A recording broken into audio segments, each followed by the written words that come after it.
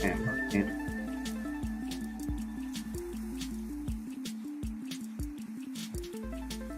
I can hear it. You're up. You're up on Facebook. 1, 2, 1, 2. Good. Okay, good. All good.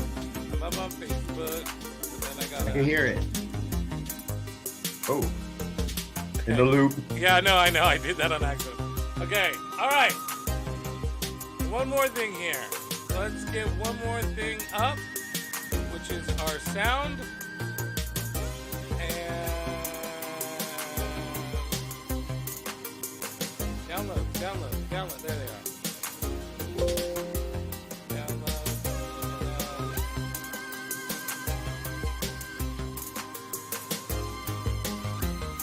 Okay. We are going to go to live. And then we're going to kill this music. Gonna kill that music for now. And then we're going to play this.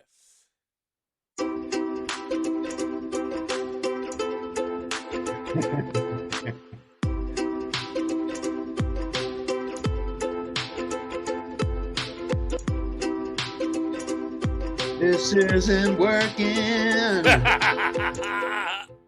We need lyrics. We need lyrics for it. Yeah. What up, DNA? How's it Hey, going? hey. Oh, we're back. We're here. What's up, Twitch, Facebook, YouTube? Welcome to This Isn't Working. Welcome to This Isn't Working. Me, I'm DNA. He's Butch Escobar. Butch Escobar. He's Butch Yeah, he's Escobar. I don't want to blur it out. I'm blurry. How Little blurry. How was your Mother's Day? We're in a similar dead mother boat. We're in the dead mother boat. Oh yeah. I didn't post. I didn't put anything up. I have in previous years. Here's my dead mother, and I just, I looked at other people's mothers, which is, I looked at everyone's mom. I rated them. Right. Yeah, there was a few. I rated their mothers too. I definitely was like, yeah, she looks like. No, I didn't do any of that, but I did definitely look and go. No, come on, you did. I mean, there were some people who posted their picture of their mom, and I was like, wow, you have a hot. I didn't write that, but I mean, I thought that. I was like, wow, you have a very hot mother. mom. Yeah, I know. I definitely very thought pretty that. mother. Definitely thought. I don't want to mention anybody, but I'll tell you who has a hot mom: Aviva Siegel. Oh Does she have a hot mom? Oh yeah. We should have did a hot mom rating. Yeah. And like just like the top 5 hot moms. Yeah. Right. But I didn't. I don't know. But you and I are different also because my mom died 32 years ago. So when I was young, and your mom died recently, right? A couple of years ago, right? No, it was about a little under a decade, about 8 or 9 years ago. Well, still, I don't know. That's pretty. I think I'm not good at keeping track. Still fresh. It's still fresh. The thing is I'm not. You know what? It's like I'm not as bummed out most of the time by it. It's just on Mother's Day. It's like, and to be honest with you, I would be more bummed out if she was around because then I'd have to buy her something. Yeah. My mom and I have 2 mom-in-laws, and one of them was with us this weekend, and that was nice. It's like nice to be nice. And I just, she had a pleasant time, and so that was very good for her, and I think she enjoyed it, and it's good. Oh my God, it's nice to do nice things for people. Yeah, it is. It feels good. I've learned that. Yeah. Mm-hmm. You know what? I've honestly learned that because like before I would be like, what's the point? What's the point in serving others? In this fucked up world, why serve other people? Because I just was like, why should I care when nobody else cares? Was my attitude. It wasn't. And really what I tried to pawn that off on was some sort of narcissism or being a sociopath or something like that, where I was like, I don't care about anybody. But secretly deep down I did. And the minute I started being positive and being polite and, helping people out or doing Yeah. something nice for somebody Yeah. else, I Yeah. started to realize the benefits almost right away. Like Yeah. you start to go, oh, it does feel good doing nice things for other It people. does. I mean, when people say to me all the time, they go, "Hey, DNA, what's the secret to happiness?" And I always say, you know what it is? It's helping other people. Right. It took a long time for me to get there too, but uh servitude towards others, serving other people. I think that's why we're on the planet. I think we're on the planet to help other people. And then, you look at the scumbags, and I don't want to go down scumbag row, No. but I'm really mad at Ted Cruz today. You look at these people who are self-absorbed, and so, it's like, fuck you, bro. You say you care about other people, you only care about yourself. And you don't have to broadcast it like, you know what I did for other people today? It's like, help out. I don't know, volunteer at I a feel like when nursing you home. announce it, it's so like we know what virtue signaling is at this point. We know, Right. you know, Well, we I sort of do. I'm still confused about all the terms, but yeah. well, I think He's well that's what I'm he's saying. virtue signaling. Really? I'm not really up for the terms either, but I know what virtue signaling is now.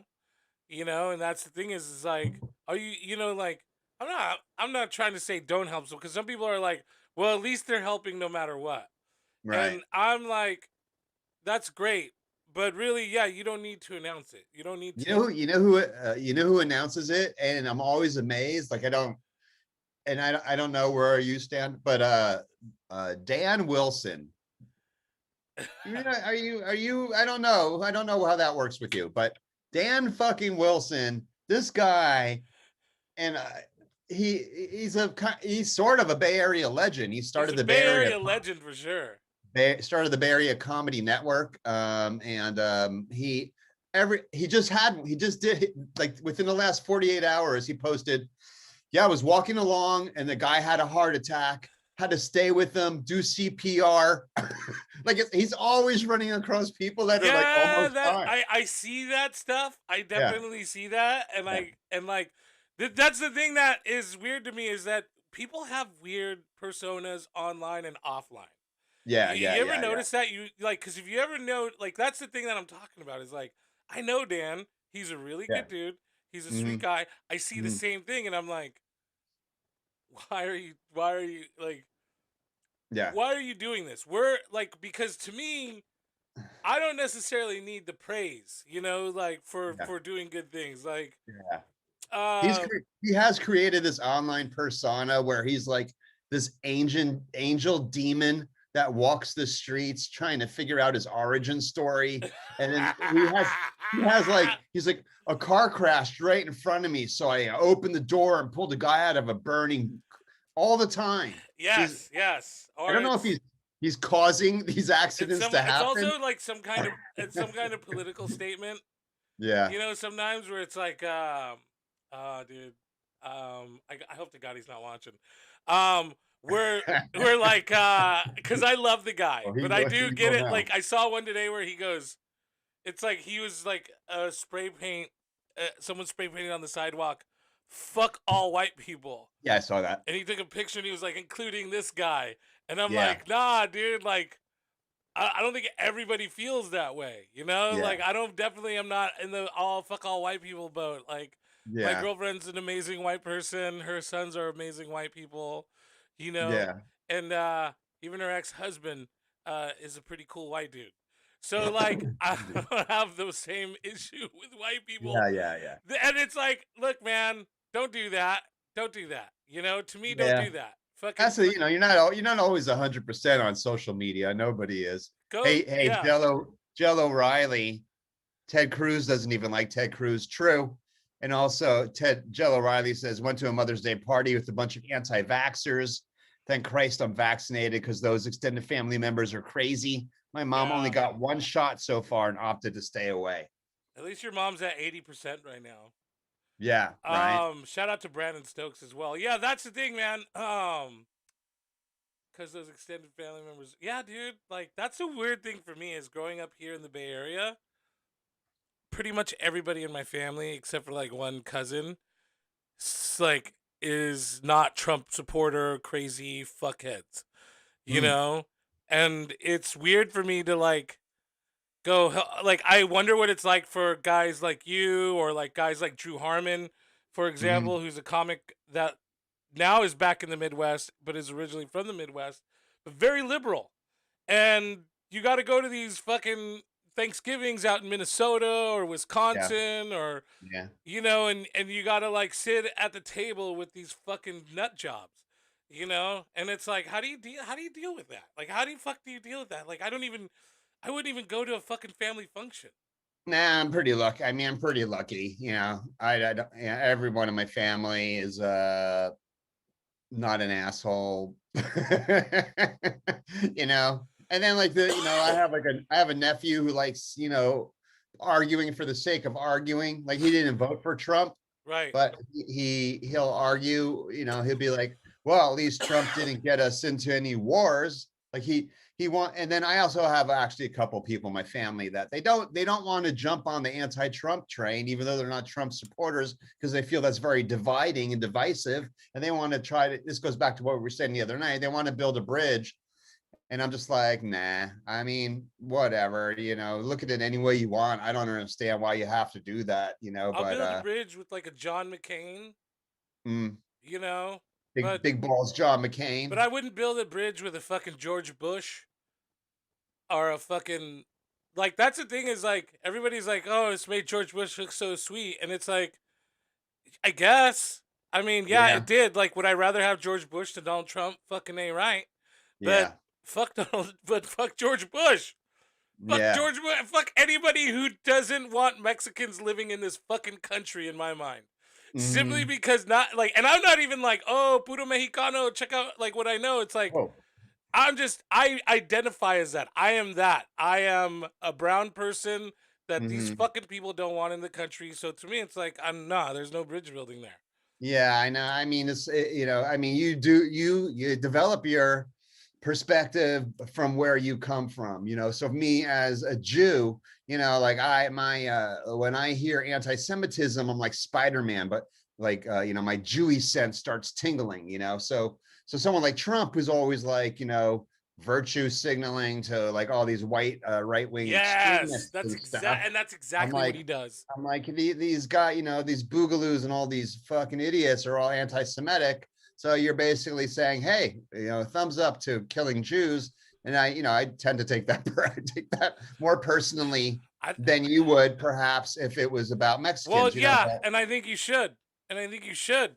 I think everybody should take it personal when their group or whatever they fall into becomes like marginalized like that. It's like I'm not fucking cool. And honestly, with any group, like even if like fucking the Donald Trump group was like we're cool with Mexicans but fuck Jews, I'd still be like yeah, it's cool because I like that thing to me is that everybody stands to be what did you marginalized at just one point. drop out there?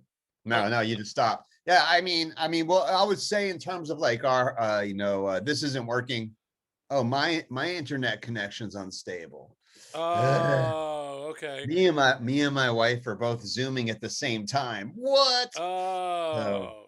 I think I dropped. I don't know. I don't know how Maybe to you look. did, but that doesn't I don't see it.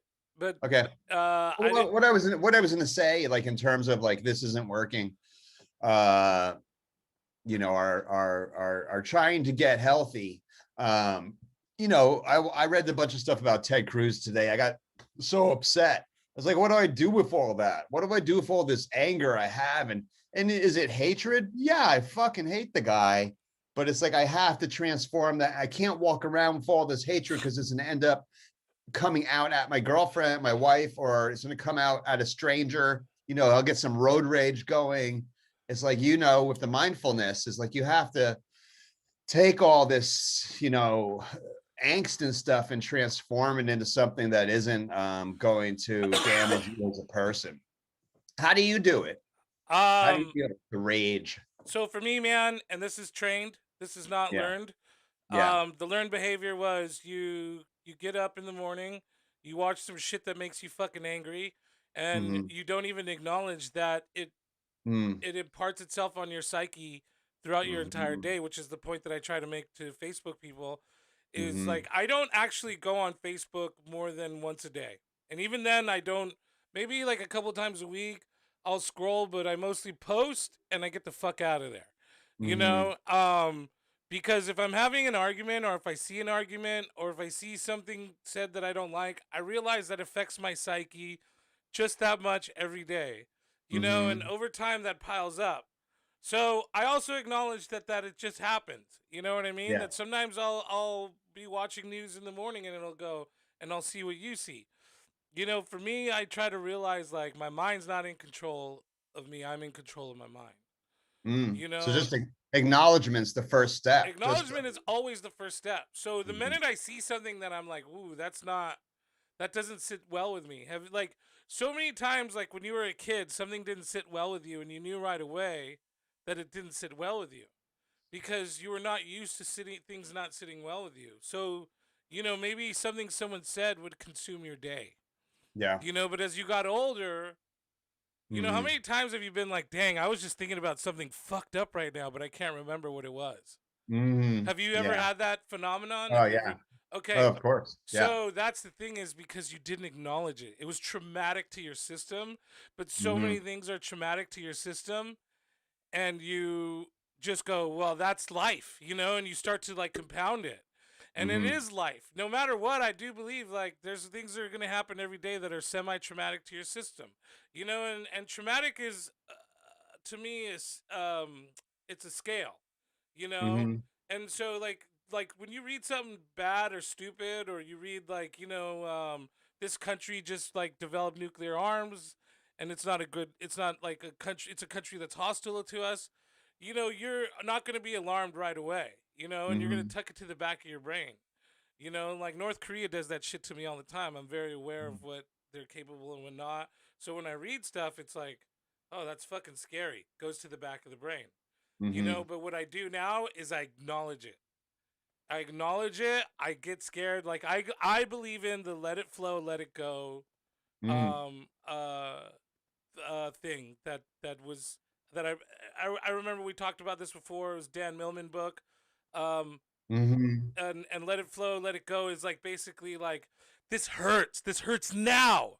You know, whatever it is, like acknowledge that it hurts you. Be angry at it. Feel every emotion towards it. And then let it go. You know? Yeah. So like, dude, watch that fucking stupid Ted Cruz shit in the morning. You Yeah. know, and be like, fuck Ted Cruz. Fuck you, Ted Cruz. Fucking hate. And your lady's like, what's going on? I fucking hate Ted Cruz. You know, and then at first she'll be like, holy fuck. And then you like change the channel, watch some cartoons, smoke a joint, and then explain to her later, like, I was letting it go, I was letting it flow, and then I was letting it go. Now I'm done with it. I've announced that I hate Ted Cruz. You know, or dude, even if you like, I don't know, I don't think posting about it helps, because then it's just gonna remind you all day. But unless you can get a joke out of it. Express it in some way. Yeah, write something about it, you know, like think about it. And you can't always do that. This isn't like I do this all the fucking time. But when I can acknowledge that something is like partially gonna fuck up my day, just like partially, I mean incrementally, I try to acknowledge it. And it still may fuck up my day. Yeah. But I feel like it'll fuck it up less. And actually I feel like the more I make it a habit of acknowledging it, the more I'll make a habit of trying to avoid it. Yeah, I'll, you know, I like writing political jokes and putting them on my Twitter that nobody reads. And then, you know, I read one the other day, and Brandon Stokes, you're right. George Bush was a monster. Yeah. Especially senior, man. George Herbert Walker Bush. Jill O'Reilly just said, I'm always half expecting Bernie Sanders to open up a Senate session like that. I hate Ted Cruz. Yeah. Ted Cruz is he's a terrible person. Fuck Ted Cruz. The 1%. I read this thing yesterday about this town in Southern California that you know, we talked about this on a show before, and it was a long story about being pulled over in a town in Colorado, and they made me put the money for the ticket. But the point of that story was that a lot of cities are, especially now, are just struggling because they don't have any money. They don't have any revenue. Maybe the city existed because of the entertainment tax or the tourist tax. And now they don't have entertainment or tourism, struggling. The city down in somewhere in Southern California, they went full cannabis production. And they're just making cannabis, and the coffers of the city are filling up. And then the story was, now they're able to hire like more and more policemen. And I'm like, that's not the point of growing weed. Growing weed should never have been about hiring. How fucked up is the world we live in? Made me so angry. And then I went back to this, like, the Cheech and Chong model. It's like, it should be free. Right. What's with all this like cannabis industry, all these conservatives that are getting permits in Florida to grow weed, that would rather just see you in jail, but they'll keep you stoned until that happens. And it's just, I feel like every city block have a little community garden. You want weed, you get weed. It should be free for everybody. Or you should just be able to grow it in your home. That's probably a very ignorant approach. No. I honestly, I feel the same way. The thing that bothers me about weed, and when I was really young, man, I always had this philosophy of like, don't fight over weed. Like, because sometimes my friends and me would bicker, and they'd be like, man, I just smoked a bowl. It's Butch's turn to smoke a bowl. And I'd be like, well, I smoked a bowl before that. Like, we smoked 2 at lunch, and it'd be like, I hated that, because weed shouldn't be like that. And the minute we started capitalizing on weed, and this is coming from someone who's grown marijuana and sold it. Yeah. Since high school. Like 95 to about 2008 is when I was growing, and I was making a lot of money off of weed, and we had like everything was good, and like, so I did make money off of it. But that's different, dude. That's the underground. Right. That's the black market, the barter transaction. Yeah, and I think the black market should stay alive, and it seems like it's doing fine.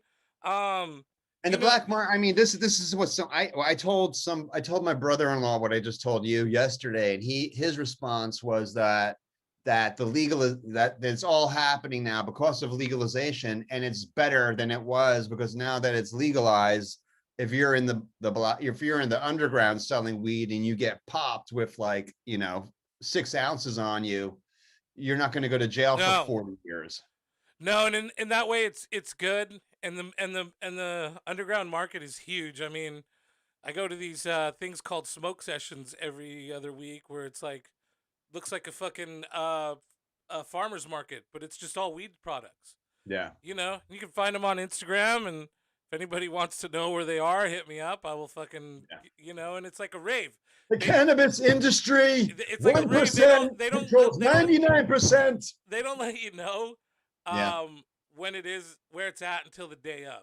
So you hit them up, go, hey, can I get an invite? And you go, and it seems very light. I know in Oakland, marijuana is the lowest priority in the law system. Right. So you can go to Lake Merritt, and there's guys selling weed out of jars on tables, like fucking, like you're at a fucking flea market or something, or you're like walking down Telegraph in Berkeley. And you got fucking tie-dye shirts, bumper stickers, jars of weed.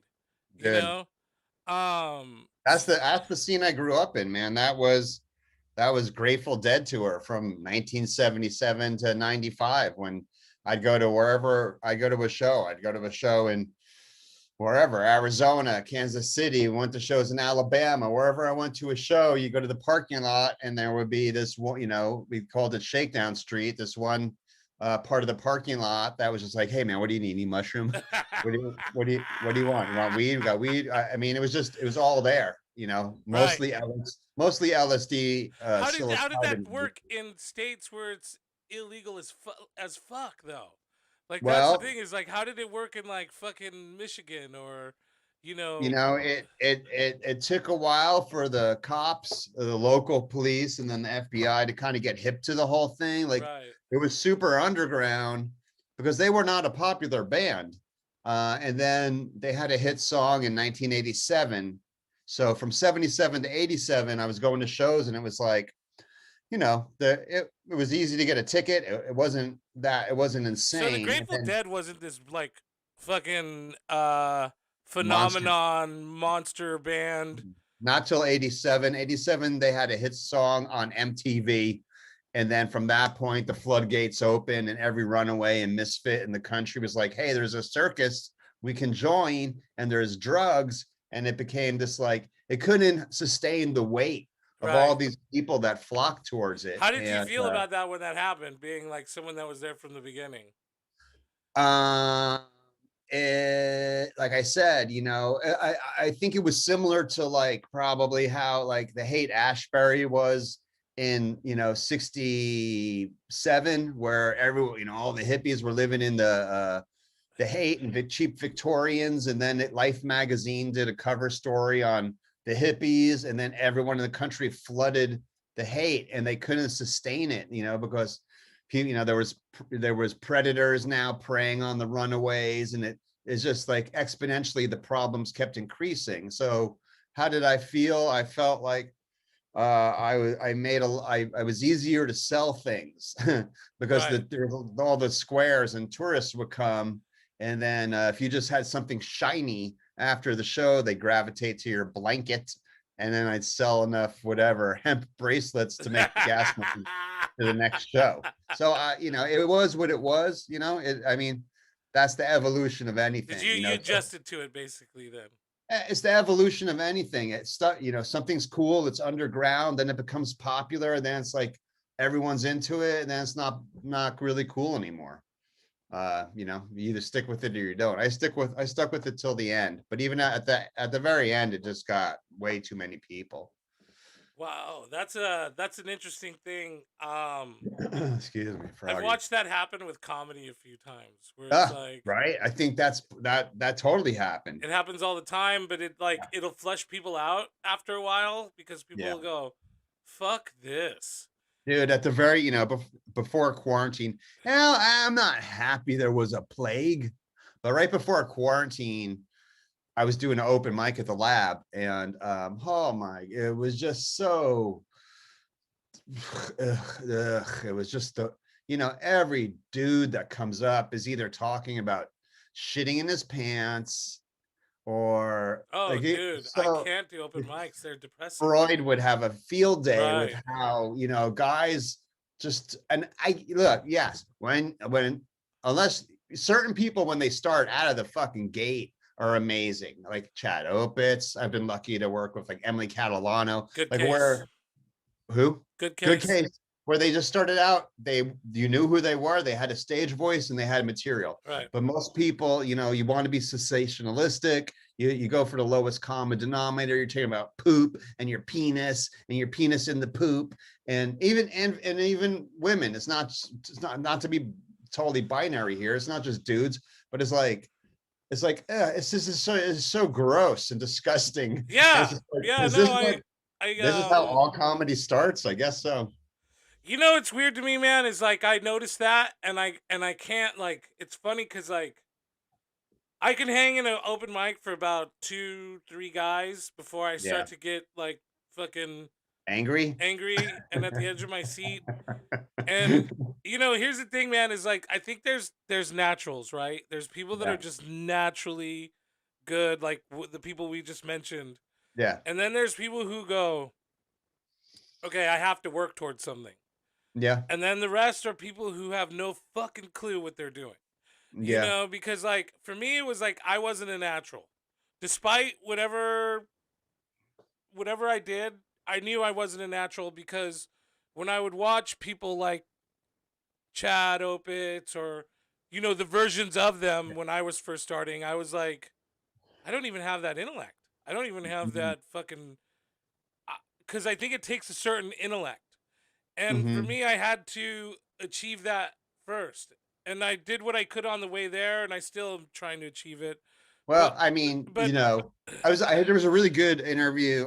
I'm a big fan. I don't know if you can tell, about Mark Maron. And oh yeah, he's great. He had a great interview with New York City comedian Mark Norman the other day. And they started getting into this thing of like, there's comedians that are joke writers and there are comedians that are long form. And you, Butch, are long form, and Chad and Emily are joke writers. Right. So it's just it's a totally different thing. Right. Well, I think there's that, but I think there's also like, you know, for me, man, it was like, okay. It sounded so snotty there. I don't mean I don't know a lot about comedy. I'm just No, repeating. no, I think you actually do know a lot about comedy, and I don't know. I think more I than know any, something. I think I know more than something. anybody, you're more of an expert than most people I know. Okay, because I know what I like. right, but I also think that you know how to think of objectively as well, and go, okay, even though I don't like that I can see why this person's still a good comic. You Yeah. know, and I'm the same way. I feel I'm the same way where it's like that's not my cup of tea. I can't even sit through this shit, but I do know why people like it. You know, Mm-hmm. and so for me the thing was, man, was like I needed to reach a certain point where cuz I would look at comics and I would watch how comedy would constantly change. The landscape constantly changes with comedy. You know, and I started to see um you know, a pattern, and I started to see what people liked. And then I would project myself. Okay, do I see myself as one of those people? That was my first question. Do I have like can I do that? Can I not be exactly like that Mm-hmm. or do what they're doing, but necessarily do I have the intellectual capabilities of reaching people in the way that those people are doing that? And it became a challenge to me. But Right. sometimes I see guys get up and I'm like, where the fuck have you ever seen one comedian on Yeah. TV? Because that's your goal. I don't give a fuck who you are. If Yeah. you get into comedy just to do open mics your whole life, then get the Yeah. fuck out of here. You Yeah. know, I know there's a lot of people that are like, I'm not trying to be famous, and I'm not trying, and I get that, and I'm not trying to be rich or famous either, but Yeah. in order to get paid for what I'm doing and what I love doing, probably gonna have to have some level of fucking notoriety at some point. Yeah. You know, and the rich part I don't give a fuck about. But yeah, I do want to get on TV. I do want to have TV credits. So in order for me to do that, I gotta somewhat be able to do that. Like I gotta have that in my capability. And Yeah. that's the thing is, so when I watch my comedy, right, and I'm very critical of it, but I still go, okay, how much more closer am to Mm. being in like that? Now, there's no specific goal, but I feel like if I keep trying to reach towards that, like I go with Felipe on the road and I watch Felipe, and I was telling my girl the other day, I was like, man, I was watching Felipe and I realized like the problem that I have right now is that I can't visualize myself in that position, you know?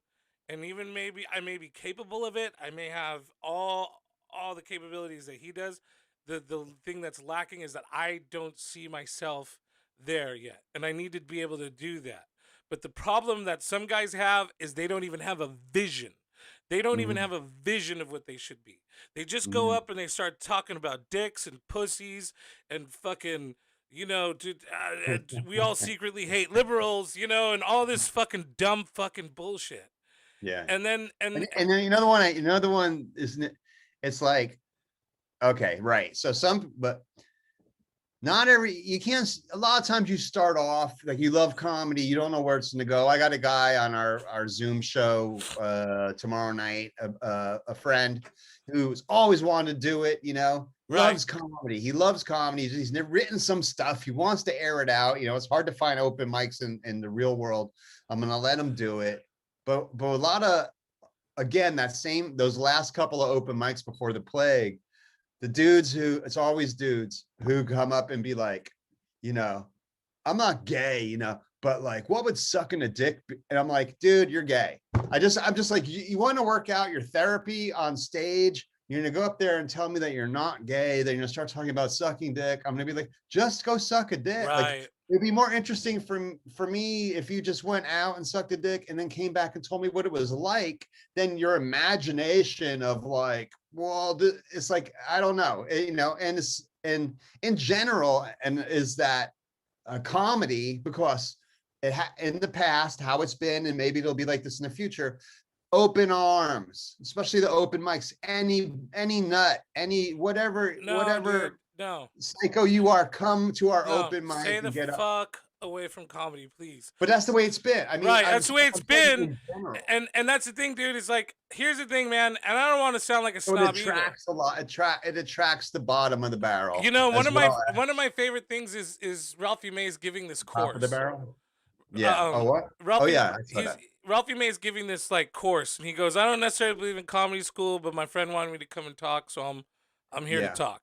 And he goes, "Anybody here done comedy before?" And you know, a few people raise their hand. He's like, "You, where from? Where? Oh, you from?" And then he asks this one lady, "What's your deal?" And she goes, "It was either this or the grave. I got diagnosed with stage 3." And he goes, "Stop. Don't talk to me about this, or this is gonna save your life, because you wait in line at the Comedy Store for fucking 3 hours or something and get dropped, something like that, you know, and tell me that this is saving your life."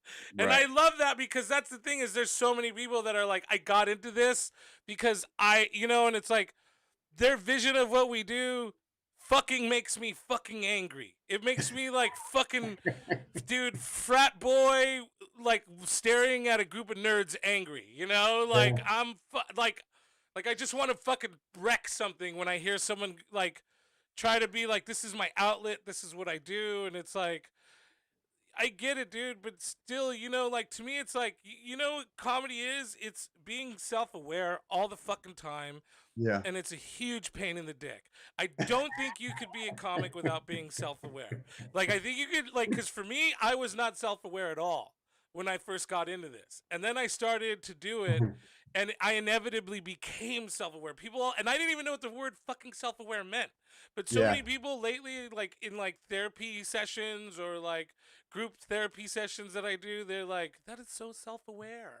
And it's like, because I'm a fucking comic, because I talk about myself on stage all the time, because I know what a monster I am, you know? And it's like, that's what you have to be, is self-aware. And you get some of these that go up there and they're like, "Guys, how much do we like to smell a pussy on our mustaches?" And it's like, that's not self-aware. That is not. Stop. Right. Hey, I want to read Jell O'Reilly. He was saying, when I was talking about some are joke writers, some are long form, Butch is long form. He goes, a negative way to take that is, Butch, you can't write a joke to save your life. You just keep talking until eventually something funny comes out. That's exactly what it is, though. Pretty true. I mean, that's very true. I mean, that is Chad, Emily, good case. Those three we mentioned, brilliant joke writers. They're not going to go into the crowd very far. I mean, they do, but not like Butch. Butch will keep going into the crowd. He'll mine for gold. He'll have, you know how much dirt you have to push away for 1 carat of diamond. That's not even a negative way to take it. That is like just pushing dirt, and trying to find that diamond. That's proudly how I would. That's not negatively how I would take it. Yeah. That's actually proudly how I would take it, because sure, I mean, on a long enough scale, by the way, that was a diamond fact. 2 tons of dirt, 1 diamond. Just sliding that one in there. Yeah. Like, yeah, I guess, like, diamond. Dude, some guys spend a 10-minute set. They spend 9 minutes doing long form, or doing keep talking until eventually and that 1 minute is funny. Okay. Yeah. I'm proud to say this, and I feel like I'm confident enough to say this.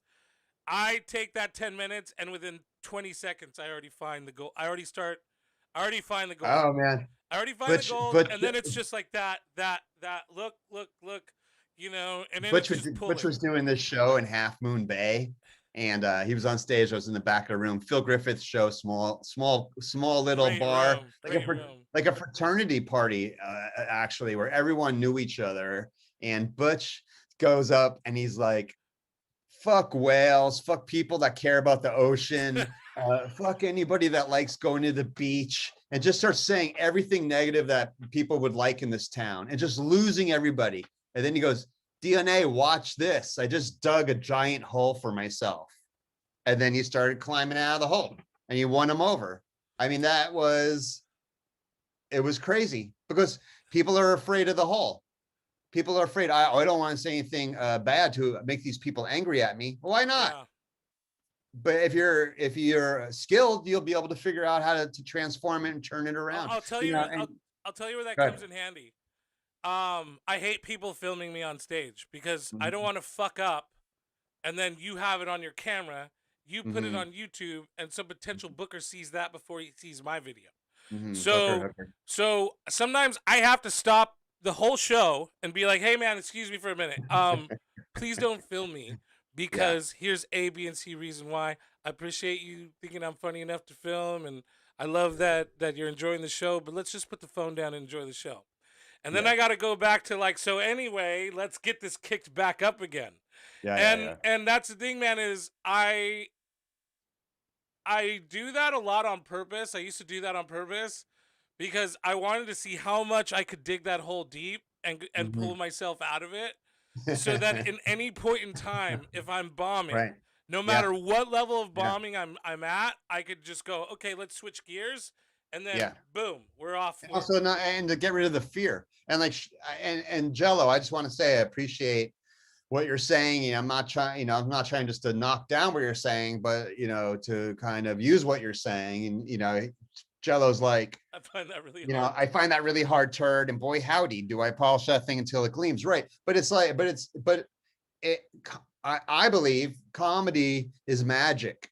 And so it's transformational. Yeah.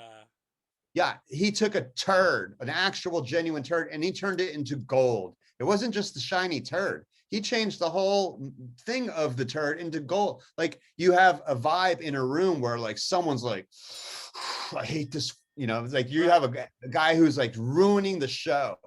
And there's a couple of ways to do it. You can excise it like a cancer and get them out of the show. But you can also, if you can take that person and change what they're going through, somebody I saw do that was Sammy Obey at the Crow's Nest, right? Okay. He did a thing. And this is so classic. There's this woman in the front row, just like all like sour face. He's like, "What's the matter? Did you come from a funeral?" And she's like, "Yeah, yes, my mother died." And Sammy goes, let's just take it down. Let's just take the whole show down. He brings it all down. He sits down.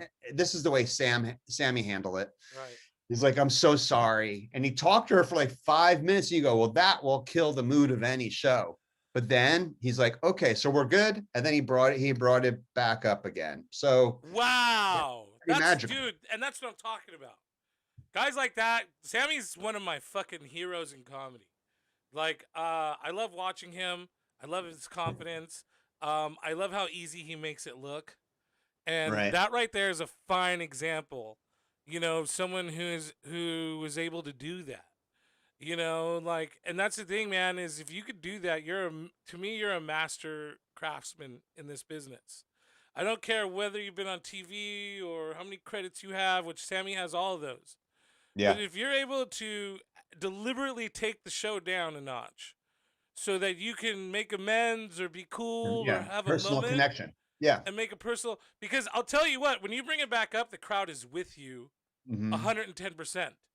I mean, you are all now a moving entity, and that's the thing for me, man, is that's what I like to do. If anybody ever goes to any of my shows, um, do you think, dude, Domini, exactly. I think alchemy was just explained, and that's alchemy. That's alchemy. That's like connection with the crowd, bro.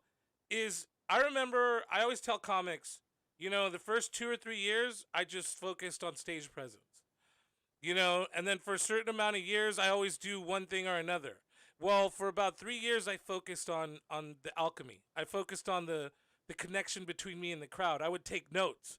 What did I Mm-hmm. say? What was I doing? What were my interactions? I would watch video, and I know eye contact has a lot to do with it.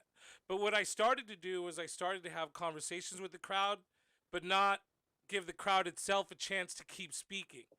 So I wasn't allowing heckling or interjection, but I was like, "Hey, what's up over here? What's up over there?" Like what I talked about last time at Harag show. Yeah, yeah, yeah, yeah, yeah. Mm-hmm. Because to me, the one thing that I did not like about being a comedian was that it was very self-serving. You go Mm-hmm. up, and even though you're giving them a show and everything, I know people would come up and be like, "I love what you did for me. It made my day." At the end of the day, Mm-hmm. I was like, I did it for me. Yeah. Secretly, I did this for me. Like, I could give a fuck that you were there, but I needed you there to laugh, which is the only Mm-hmm. reason the only thing I needed. And coming from people who served their community, like all my family, Mm-hmm. except for me, like uncles, aunts, cousins, I just felt very selfish for that. And what I discovered was a way, and this is not knocking other comedians, but for me, it was like I needed to do more. And what I love about what my set is now is that it's always different. You're almost never going to get the same set if you watch me headline. And then it's a connection. It's all of us moving at one time. Oh my God, you're a Grateful Dead show. You know what? And I'll tell you, it's always different. So check this out, dude. Just that you said that. So my girlfriend's a deadhead. Yeah. And she loves this guy named Mark Rebier as well, right? Do you know who Mark Rebier is? Nah. Okay, he's a guy on YouTube who takes he's got a keyboard and a looper. Yeah. And he makes his own music on the spot. And he doesn't just make, oh, this is cool and funny. It's like, dude, it's melodic, it's beautiful, it's rad. And I went to, she dragged me to a concert. And I was there. I was okay to be there, but I'm in a crowd, whatever. The show kicks on. He does these dope ass songs, and at the end he goes, all these were original. None of these were ever made before. You know, because he would go, hey, I need a word out of the crowd. Yeah. Let's talk about, what are we going to talk about tonight? Pussy? Okay, let's talk about pussy. What's your name? Melanie? Melanie's pussy, you guys, you know, and he would do this thing, and it was like, and he'd be like, Melanie's, and it would sound beautiful as well. And when he said that it was unique, I thought in my mind, like, that's what I want. That's what I want to start doing. I want to make each show unique to the people that are there, so that when they're there, we all feel like we were in this together. And when Becca would tell me stories about going to Dead shows and how it was just like, you know, you could put out your microphones and listen to them, you know, and record the music. You could record it yourself. They didn't care. Yeah, and that their whole message was, this is for you. Yeah. This isn't for us. I was like, that's the fucking coolest thing. And that's what I wanted to do with my comedy, was like, I don't want it to just be for me. I love that it satisfies me. But I want it to be for us, for the crowd. We're here together. You paid to see me. You know, I'm not going to just sit here and meander about my fucking problems and the things that bother me every day. You know, let's make this funny. Let's make this fun. So, you know, and that's the thing. Yeah, if you ever go to any of my shows and you know, and you've seen this, and sometimes I'll go into the book and I'll just read off of, you know, what I have, and it's still funny. But when I'm rolling, man, when I'm having a good time and I'm just fucking throwing comedy out there, it's like the best fucking feeling ever. Like, I know what surfers feel when they get a nice big wave. You know, and that's like, that to me is like, that's what Buddhists call samadhi. You know, where you're just pure flowing energy.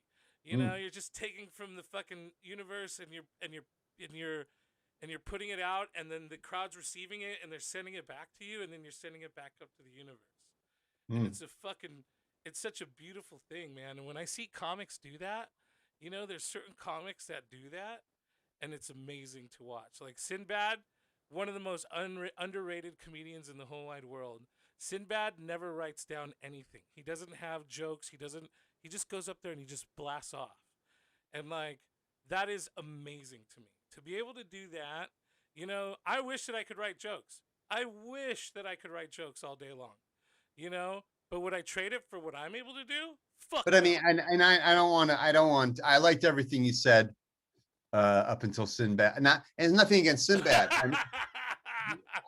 I mean, let's, you know, peeling the curtain away from, you know, what's the guy behind the curtain, like, God, you know, comedians who've been in the business, and I mentioned her last time as someone who could really work the crowd, was Paula Poundstone. Like, comedians who have been in the business for 40 years, right? They have a bag of tricks so deep.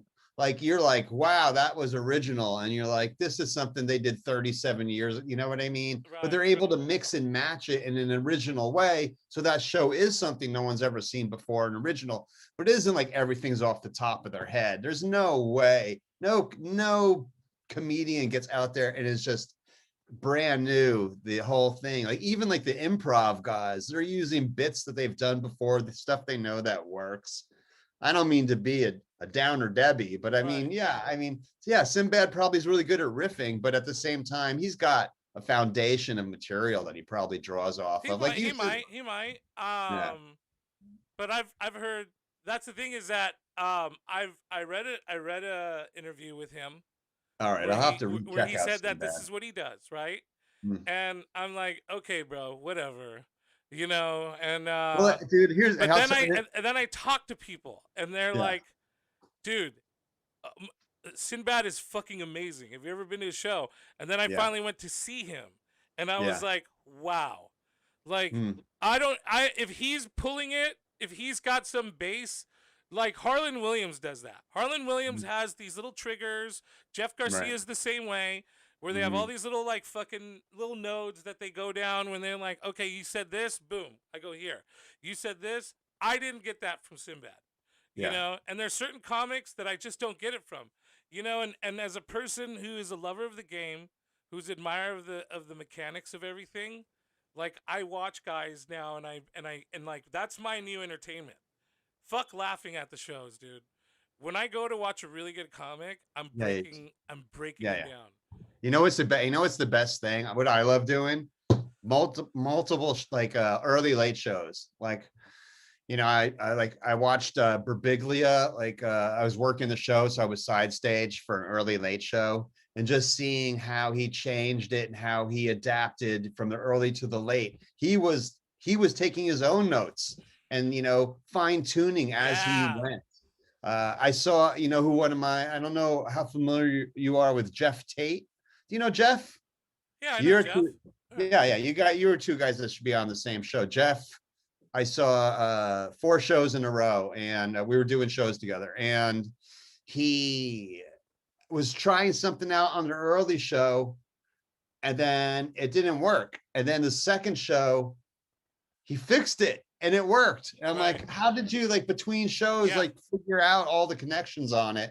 And that's always pretty, I like watching that, man. And so that's amazing. It's like them. So, you know, if you go back to the alchemy and all that, is like magicians just don't, like, you just don't know all your spells, but you have to practice. Like, it takes a lot of, like you said, you know, we're waiting in line, all that. It all becomes part of the package of who a comic is, man. All the trials, the tribulations. Well, going back to the open mic stuff, you know, I used to do a lot of open mics maybe 2-3 years ago. I was doing open mics every night, and I'm not against open mics, so don't get me wrong when I say this. But at one point, Connor Kellicut stopped me, and he goes, "Oh yeah." He goes, "Where are you off to right now?" He's like, "Where are you off to?" I go, "I gotta go hit up these open mics." He goes, "Why do you do the open mics?" And I'm like, "It's like the gym, right? When you go to," he goes, "No." He's all, "Maybe when you're new." He's all, "But you already know how to write a joke, so write it on stage and then fix it on the next show." And that's what I started to do. Was I would, like, come up with something in the middle of the day, you know, and I know enough to now know how to make it just funny enough. I know how to get the crowd to laugh at it, and then I tweak it over time on stage. And that's really how I started to develop and grow my act. You know, I'd say about 3-4 years ago, maybe 5 years ago, I was at 45 minutes. You know, and I'd say safely I have about maybe like hour and 45, 2 hours worth of, like, stretched out material that I could just fucking bank off of. You know, but a lot of it was like just writing it on stage. Yeah. Just fucking, you know, and I go off all the time, but I keep the gems.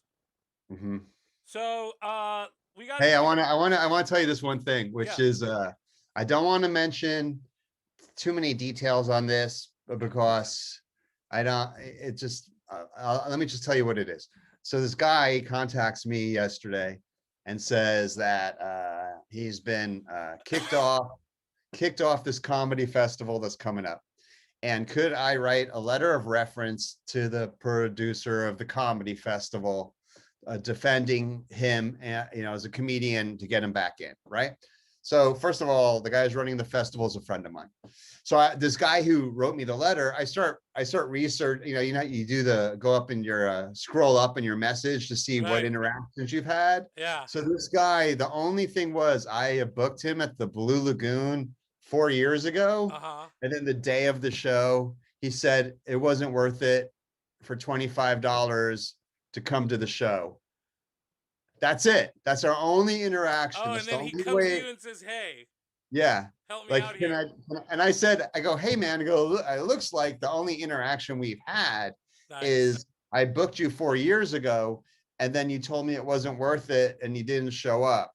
And I said, so how do you want me to defend you to my friend? Yeah. I go, what else have we done together? Like, remind me, what have we done? And he's like, that was it. I got nothing and else. and that's insane. That's the insanity Wow, of that is. comedians, you know. I mean, I don't know how to handle that, you know. And Yeah. I've been criticized, you know, that I only book my friends, but my circle of friends is really big, you know. I get hit up by entertainment agencies a lot. Like now that I just started doing some stuff. I got hit up by this Sacramento talent agency today. It's like, hey, you should work with these guys. I'm like, I've never even heard of these people. Like, Right. you know, it's like comedy is such a great insulated community. I think Plague blew it all wide open, and then so I'm Right. looking But forward to you have getting a back huge into there. pool that you already know to pull from. Yeah. Yeah. Yeah, that's how I feel too. So, Ooh, Domini Arma. Is there another way to say that? Domini Like Arma? Domini Arma. It's like seeing how the hamburger's made. Great, because that's the kind of stuff me and Butch will be talking about a lot Yeah, more. we do I that got a I got lot to here. here's the thing, Twitch, Ooh, YouTube. I got to tell you about the Alameda Comedy Club when we come back next time. Ooh. I had an interesting conversation with him today, and Oh. yeah. Is that stuff we could talk about on the air? Or? Oh, I want to. It's not gonna. What? It ain't gonna help my cause. I'll tell you that much. Ah. But yeah, I know you're limited on time here. But No, let me just tell you what my thing is that I know a lot of people are excited, you know, get back out there, you know, the bars, you know, or whatever. You want to go shopping, you know, you're going to go to Century 21. I don't know what your thing is. I'm so excited that today at 3:00 in a couple minutes downtown in my little mountain town, the library is going to open. yeah, The woo, woo, library. woo. I'm so excited to go to the library, dude. I miss the I like to go to libraries and be like, I like this book, that book, this book. Right. I can't scroll online and read. I have to see it, smell it, flip it open, make sure the pages aren't stuck together. Like, I just want to read the back cover, front cover. And so that's what we're gonna do. But I'm not, but my wife's still zooming in her thing right now. So I want to hear about Alameda. Okay, you bail as soon as you go. Hey, gotta Yeah. go. Just bail, Yeah. and I'll Yeah. keep it going for a minute. Okay. Okay. To preface, just make a long, We had a long. If you watch the last episode, I spoke out against comedy classes at their club. yeah. The owner Did got he? upset with me. Yeah. A friend of mine wanted to book me. The owner was Yeah. like, "That's hypocritical of you to come back and blah blah blah." And I said, "No, because I'm coming to work, and that's different. And I don't like In your neighborhood. I don't like you do these classes, but Yeah. I said my piece, and I'll leave it at that." Mhm. So I'm like willing to give this guy, another shot, and So to be honest with me, you go to the Latino showcase. so we or have whatever. we have a Latin showcase, right? Yeah. Now I'm not gonna say who's who because I can't mention real names here, but a Yeah. few Hispanic comedians have pointed out that this club doesn't book enough Latino people, and it doesn't book it doesn't necessarily book a lot of black people either, although Or women. it does. It's Right. 80-20. If you look at the whole lineup, 80-20 women. So 80-20 men. So Whatever. we show up to the show. We're not on the marquee. That's to me a big red flag right there. We're not even on the marquee. And there's an open mic going on, so we can't even go inside until the open mic clears out. Mm. And the open mic's packed. Okay? To me, this is a stupid move because you put your open mic after the show. That way you attract the crowd to the main show. Oh, okay? Always did that. And it makes me wonder if this wasn't a Latin show, would he have done it differently? Okay? But whatever. We show up, we get made to wait outside. We have to do a test to come in, like a thermometer test, which I did. Rectal? No, almost though. And in fact, it was a big deal for his wife because she kept trying to take my temperature and my body was so cold from being outside Yeah. that it kept saying surface too cold. So eventually we figured it out. I got in, ran out to go get something out of my car. I run back. She abruptly stops me, and I'm like, "Oh, I'm working. I'm inside. We already went through this." And she's like, "No, we didn't." And I'm like, "Yeah, we did. Remember?" How do you forget that face? Like, yeah, dude, this hulking massive hair, and she's like, "No, no, we didn't." And I'm like, "Yeah, we did. You took my temperature, everything. Don't you remember?" And I even pulled down Whole my surface mask. guy. And it was Yeah. weird. So that made it weird for me, but I was like, whatever. Went inside. We have to wear the fucking welding mask visors, the clear ones. Yeah. Why you have to wear a visor? It doesn't make any sense. You have to wear those. Guess what the crowd has to wear? Nothing. Right. So I just want to say, so you wear this like, welding mask that's clear plastic. Right. So now you hear your voice is going to be like if you hold the mic like this, you have to fucking bring the mic under the mask with you. It reflects, so you can't see anybody and you can't see anybody, and it was awful, bro. It was awful.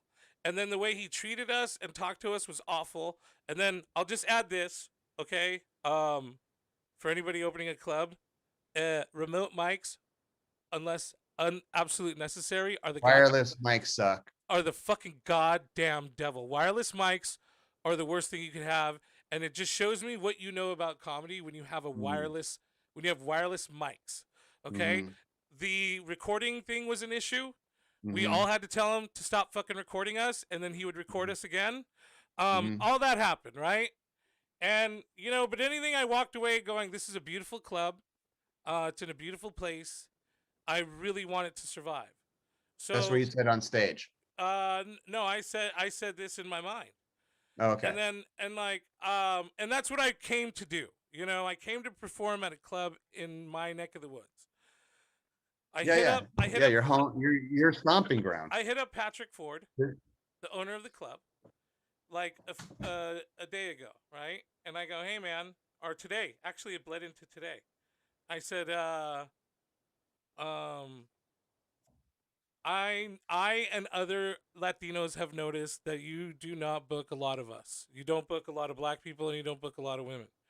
And I said, I want you to know that this is a conversation, so that you could do something about it and not be one of those places that gets talked about like that.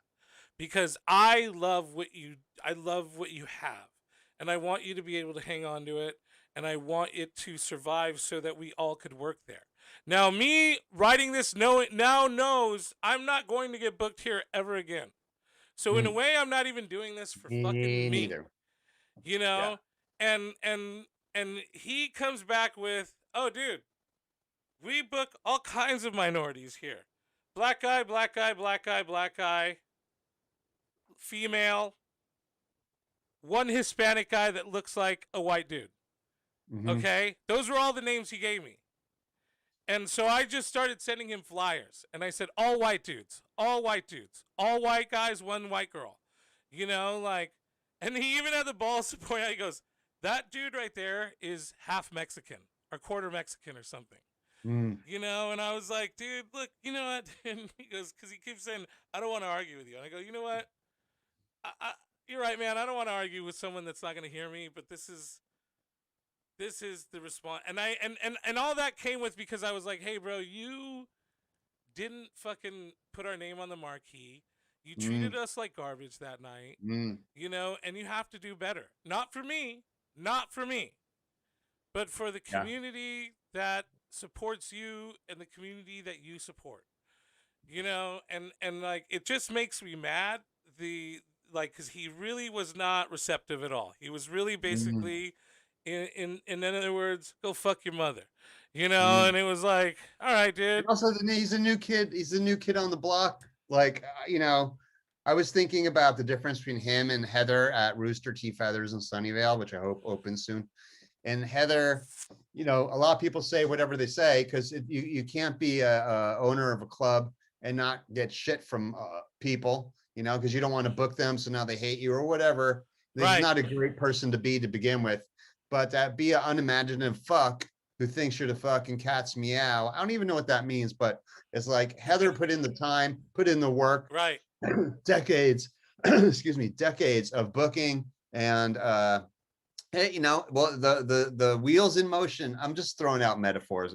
You know, we'll see what happens, man. We'll see. But You know I what? gotta, I'll say this about Heather, and when it comes regards to people, yeah, I go, how was your thing with Heather? Or how did it go? Because what yeah, Heather does is she goes, if you want to be in this position on my stage, whether it be an opener, middle act, or headliner, you have to start out as an opener, and I gotta watch you, and then we'll do a little talk about how you are, and what you need yeah, to improve on. And people take that. I love how people take it personally, and it's like, you asked for it. First of all, second of all, give me a fucking club owner that's gonna like tell you what they actually think of you. You yeah. know, and third, like, like, dude, Well, she had no trouble telling you. You know what my last audition was there that I didn't pass was I'm sitting next to her. You're on stage. The headline. I said to her, I go to her. The headliner's where's the headliner? She's like, oh my God, he's still at the hotel. She calls up. She's like, you need to get here right now because you were the feature. oh, was And, I? Oh, wow. yeah. And she goes, okay, do you want to go up right now? You had the room. The room was eating out of your hand. Do you want to go up right now and do your audition? Or do you want to wait till after he's done? And I was like, I go, what are you talking about? I said, just let Butch go long.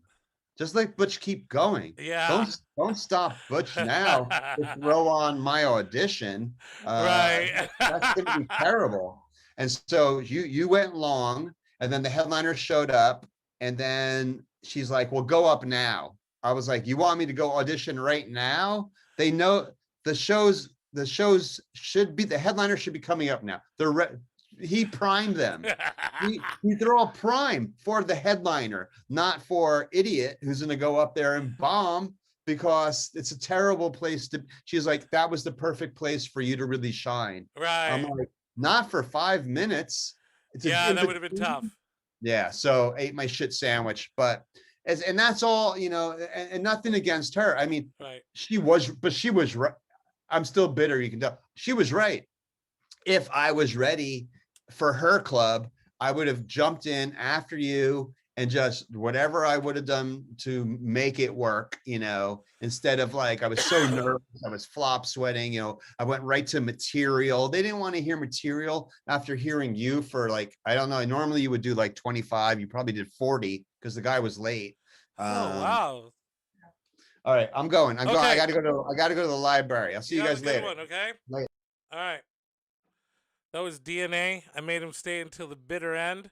Um, hey, check it out, you guys. You know what? I'm gonna plug DNA's show for him because he's got a um, uh, cool fucking show that he's running that I would kill to be on. So if you watch this later, DNA, throw me on one of these. Grapes of Laughs, an outdoor Sunday afternoon comedy show featuring the best of California comedians, hosted by DNA and friends.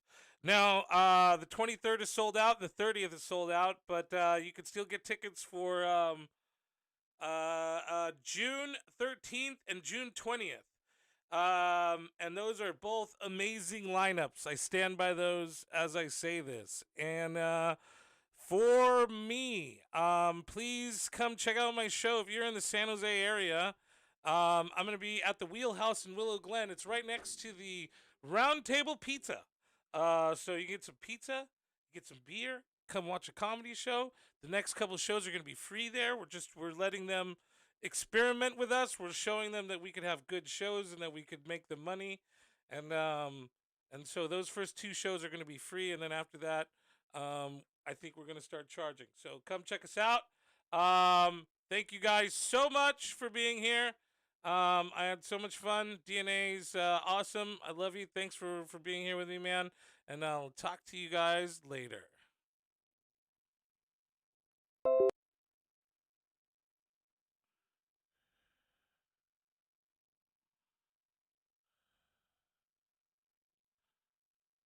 Oops.